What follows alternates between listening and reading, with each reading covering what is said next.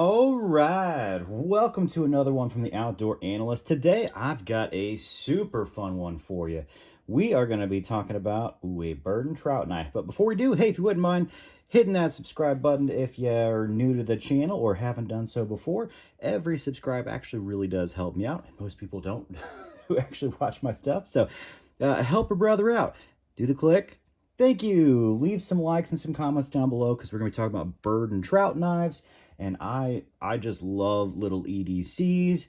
This is a new brand to me. This is Gahhagen Custom Knives, who's now doing production knives as well. So they reached out to me. He's actually a Ranger, ex-Ranger, and they've been doing custom knives for, a very long time. And they're like, hey, we're doing some new things now. Do you want to check them out? It's like, sure, absolutely. Small maker, doing what looked like some of the coolest G10. I was like, absolutely happy to look at stuff. So they sent this over to me to review. There's no other skin in the game besides these are pretty sweet. Okay, so this is the Bird Dog. It's a bird and trout. They've got a whole line of like hunting knives, which is sweet. They've got bird and trout knives. They've kind of got deer knives and processing. I think it's pretty awesome. This one, I requested. I was like, hey, if I get a chance to check some out, this thing looks ridiculous. The pattern on this G10 is insane. But what we're looking at overall, before we dive into just, what blew me away to start with, this is 7 3/8 long. It's a 3-inch blade of AEBL, which is 0.110 thick.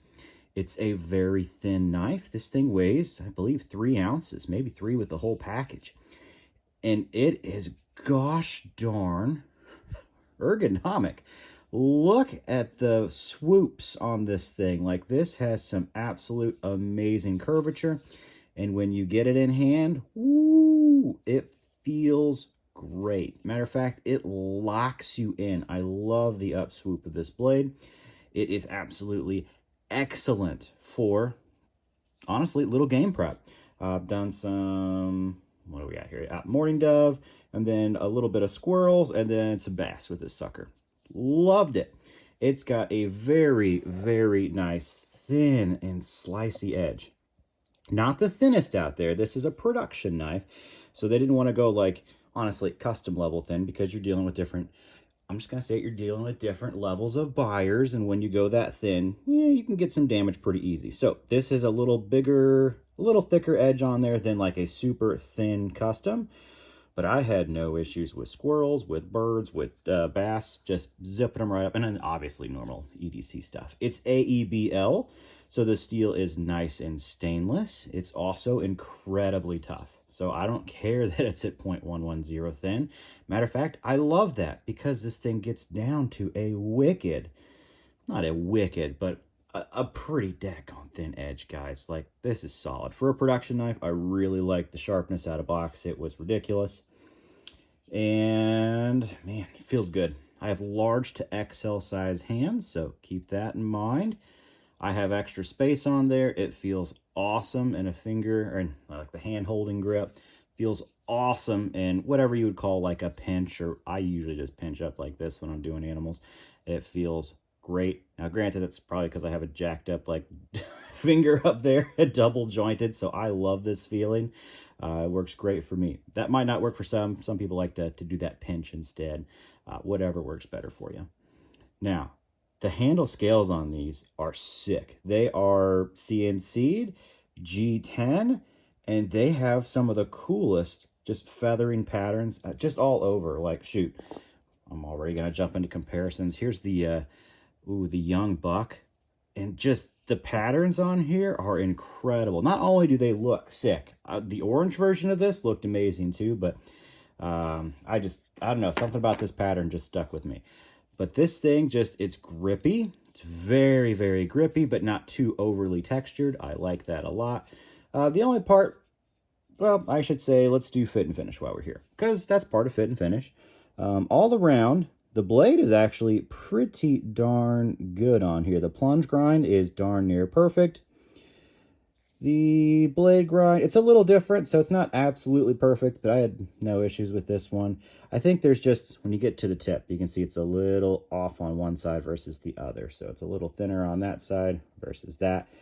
Blade-wise, that's literally the only thing I could find on there. Handle scales-wise, freaking love these scales.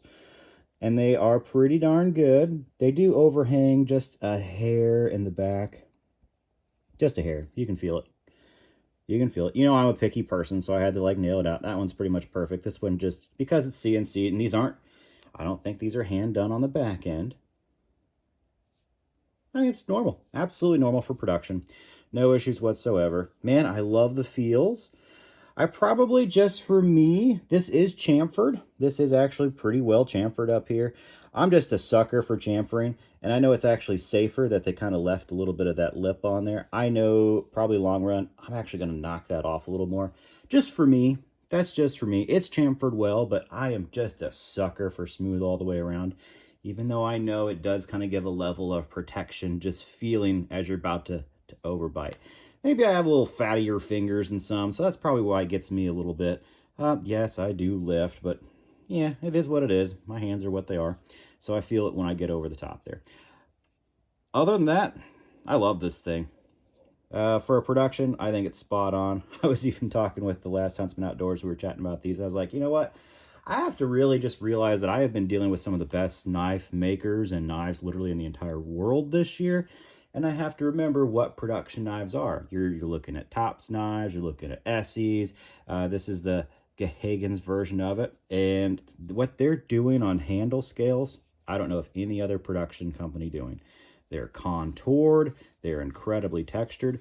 If you got this pattern on like a folder, you'd be at like $700, I feel like. I feel like I only see them when you're looking at like Holtz and stuff like that. It just gets ridiculous.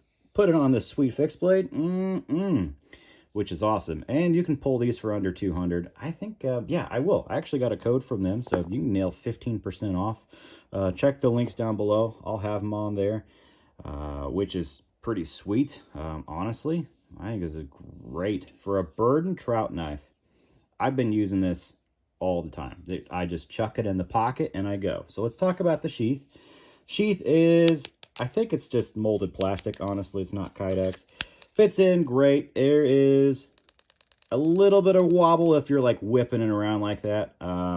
Personally, would I have liked like a leather pocket sheath?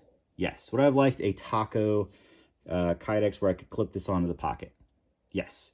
Have I mostly either just dropped it into my pocket or thrown it into the tackle box or the pack? Yeah, that's what I've mostly done. So does it really pester me? Not really. Would I prefer to have like a taco sheath where I can actually have like an ulti clip on here? Yes, that's my preference. That's me. And would I suggest it? I would. I'd suggest doing something different with the sheath. Nobody, at least not that I know of, puts a belt on here and rides up that tall. Or puts like an, I don't ulti clip them. This would be an excellent, and you know what? That's exactly what I'm going to do. I've got to put a belt loop on this thing. That's what I'm actually going to do. I'm just going to belt loop it. I think I've got a couple extra ones.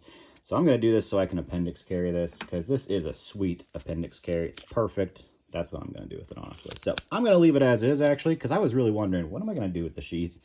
Am I going to go custom order a leather pocket sheath? Nah, I'm going to make this an appendix, because that's perfect for fishing for me. I love that.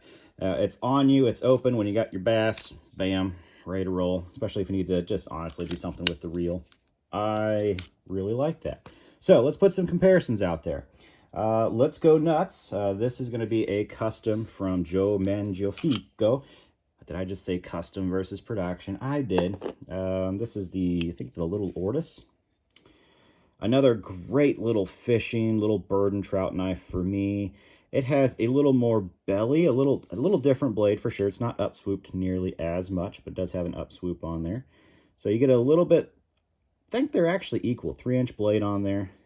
You get thicker handle scales with the Mangiafico, but it's also shorter. So kind of take that with a grain of salt. I do really like the length that you get with this. It gets me back in the palm a little more. So I do feel nice and I feel just about the same locked in.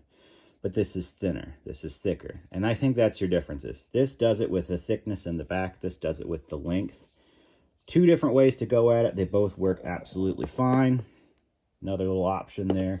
Like the sheath like this is excellent. This is what I love. Like this would have been probably my preference, and it is.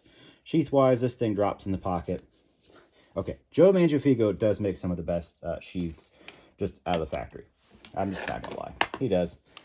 All right, here is the Young Buck. Same style sheath on here. Just I want you to know the knife size difference. The Burden Trout is quite a bit smaller. Blade-wise, a little bit shorter. Yep. Handle-wise, actually just a little bit shorter, honestly, on the handle. But the thickness of these are drastically different. Drastically different profiles. This is definitely set up for Bambi. Like, holy cow. Excellent Bambi filler. This is what I really want for something thinner and smaller. Fish, squirrels, excellent. Will they all do both? Totally, absolutely. But just kind of wanted to give you, especially if you're looking at the website, there's kind of the differences on the size. They're kind of drastically different as far as that goes. So keep that in mind. And I'll put one more out here. This is a custom from Waxed Wing. This is the Aspen 2. Yet again, I kind of like this style sheath, but that's kind of what I'm turning this into, honestly. That's what I'm going to do. Similar on size. You get a slightly longer blade with the Aspen 2 there, but here's your thickness. Like, much thicker in the handle, much thinner. These are meant to go at things a little bit differently. Both excellent. This feels just so perfectly wieldy and molded in my hands. This is why I love this. It's just a design. You've got a custom designer who is making production, and they put that design in there, and holy cow, does it feel good. I don't care that it's thin. It fits my palm perfectly. It wraps me around. I'm super locked in, and I have had no issues zipping things up. So I love it. It is a very cool new brand to me. They do a lot of tactical knives too. Definitely the Ranger comes out in this guy's work for sure. But on the hunting side, freaking spot on ergos and design. Just freaking spot on. I am going to hit this with a little ceramic rod just for me because I love that super chamfering. But hot dang, I love this thing. So thanks for sending it over. If you like this, check them out. I've got links in the bottom there. Also, a little discount code if you're going to pick something up. Go for it. Save yourself something. And then, yeah, it is really an excellent setup. Excellent knife. I think they're cool. I've had two from them. And, yeah, for a production knife, these designs, this G10, next level. Absolutely next level. I know there's a lot of good bird and trout knives out there. We don't have trout, so I'm going to call it my bird and bass knife.